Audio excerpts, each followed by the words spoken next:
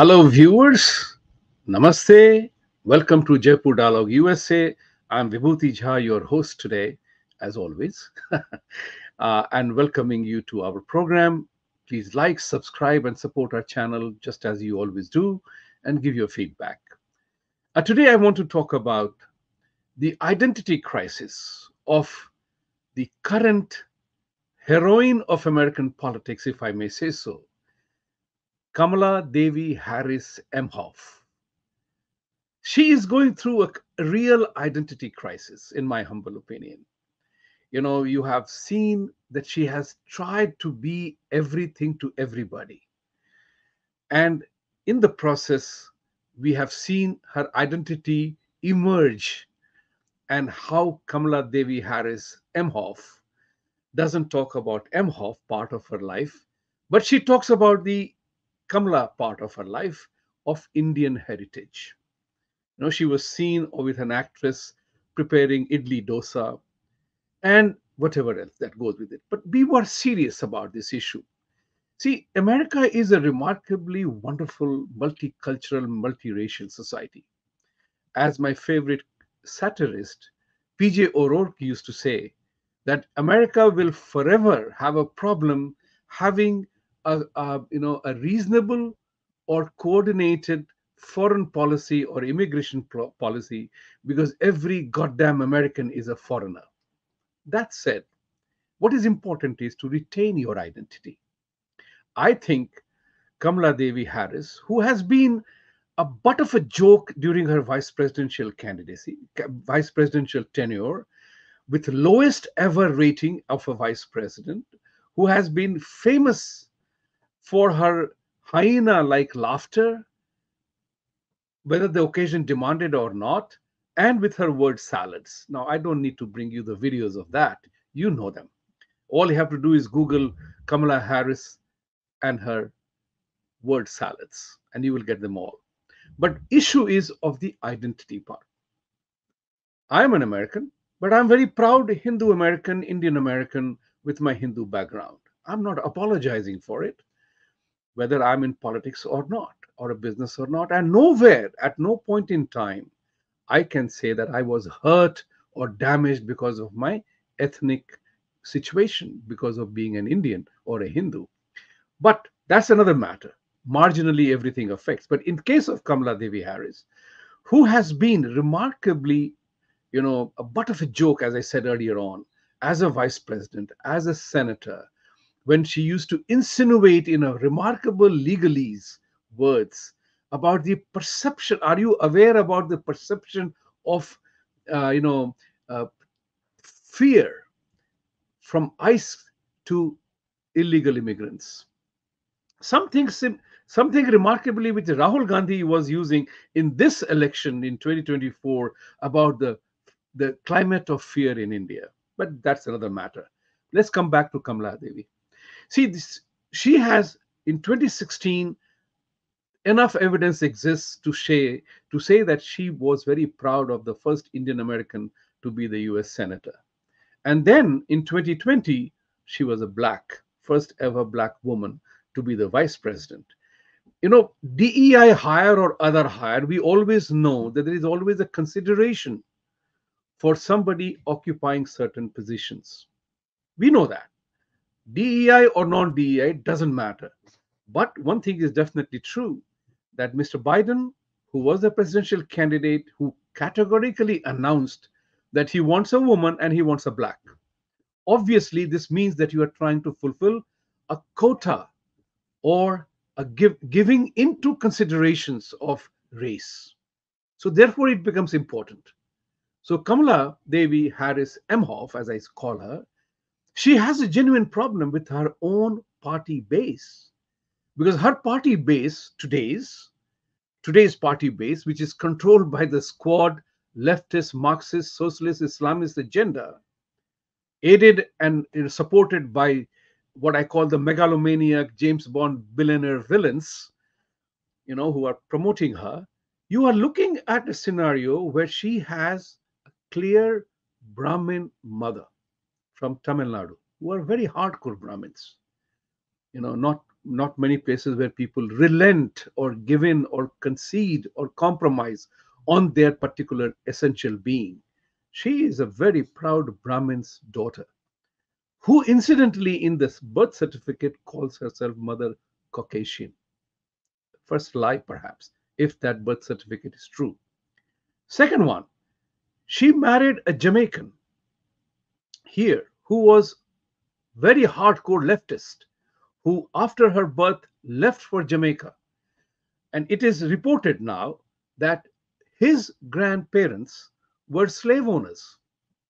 Now, we know that in the Black Lives Movement in America, we had tearing down of statues of people who were founding fathers because in their bio and resume, they were sometime slave owners. So that also causes a kind of a conflict. And there's a valid question whether Kamala should be punished or be held accountable for her father's grandfathers being slave owners. That's a valid question. But that linkage exists because you have a lineage of a Brahmin and a slave owner who was not a black, but who went there. But suddenly, after attending Harvard University here, she did embrace, you know, black part of being her culture. She has always said that she's black. Now the question arises: she married to a Jew as well. So you have the entire Palestinian Hamas gangs of, people like Tlaib and Ilhan Omar, who can't support a Jewish guy because it is a situation in which you can't be. So you look at political positioning of Kamala in that connection.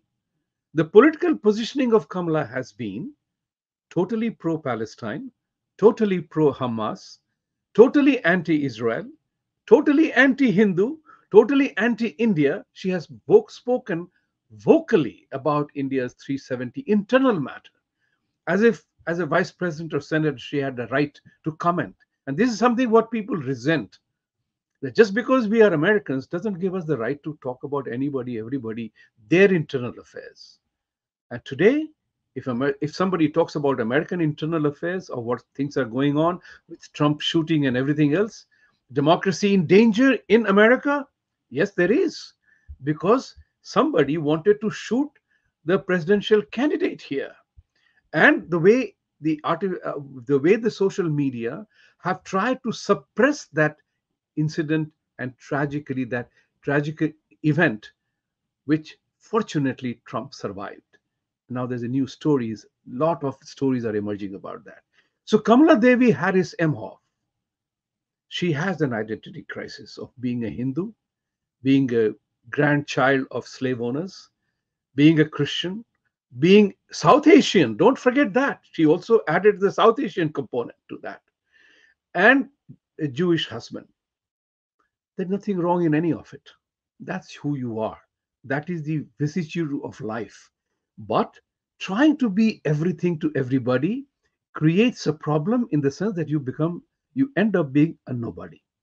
So when you go to Georgia, Atlanta, and other places and you begin to speak with a southern twang, well, it makes you realize it may be a good television moment, but it doesn't do good to your personality. She must know that. And that's the crisis Kamala Devi Harris Emhoff is going through.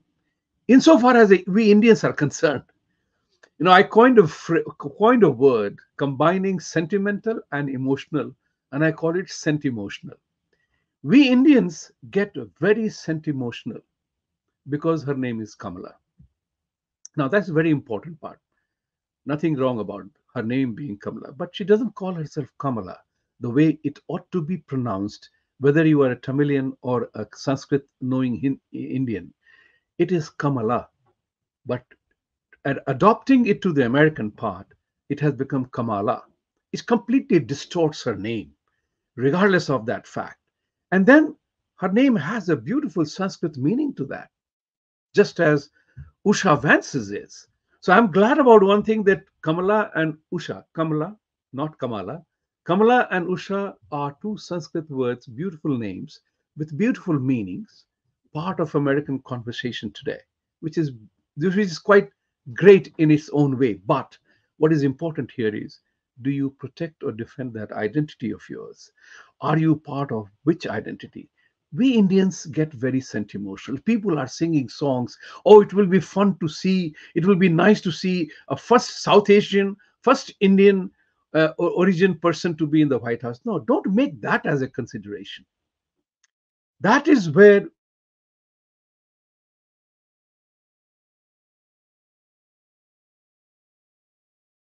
or emotional about it.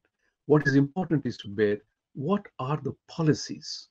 And this is the important focus we Indians need to focus on. Whose policies are beneficial? Whose policies are antithetical to our way of life? That's what is important to determine. Policies, policies, policies. Not the jingoism, not the word play, not the word salad that I try to be everything to everybody. Oh, idli is nice, dosa is nice. So is aloo paratha and dahi. All right. So is toast and butter and omelette, or so is whatever else breakfast you have. This is the important part. We Indians need not go sentimental about her candidacy. Evaluate her policies. Because remember one thing, she's a former California DA. And in California, under Governor Newsom, whole lot of legislations are coming out which are anti-Indian, anti-Hindu, focused, directed against us. And that's what is important to bear in mind. Why? Why are we voting for a group of people or a party that has been demonstratedly, very obviously against our interests, and that we are having to fight it in the court of law? And you all remember SB 403? That escaped becoming a law only because Governor Newsom vetoed it. And rightfully so. He deserves our gratitude and thank you for that because he did the right thing at that time. But it was a classic good cop, bad cop scenario. This is where they captured your imagination. The Senate, State Senate, and the legislature overwhelmingly passed SB 403, overwhelmingly, totally disregarding the sentiments of Indians in California, Silicon Valley at that. Governor Newsom vetoed it because it was totally infructuous, because it was totally not required, because the state laws did not allow discrimination on any ground. To single out caste would have been illegal. And that's what the Hindu groups were fighting for. My question to all Indians voting in this election is support whoever you want, but do not get sentimental about a name. Kamala Devi Harris Emhoff has multiple identities, and she's welcome to that. Who she marries, what life she leads, what religion she chooses is entirely her free will. But I would be cautious when those policies favor us. Those policies, forget about favoring, but are clearly targeting us. And that's the issue that you need to vote for. Therefore, the media will play its game. Identity of Kamala Devi Harris Emhoff has to be known, that she has a very strong heritage of a Brahmin mother, heritage of a Jamaican father, whose grandparents were slave owners, against whom Democratic Party is up in arms. Then she's also Devi, and she's married to a Jew, Emhoff. So she has a very serious identity crisis, something like Rahul Gandhi in India. Whether he doesn't know whether his grandfather was a Parsi, mother is a Catholic Italian, father obviously is a Parsi because of those genealogical narrative. What is he? He ends up becoming a Janeodhari. Think about it.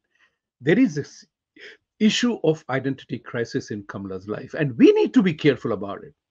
I'm not saying you base your decision on factor A or B, but I'm saying base your decision on policies.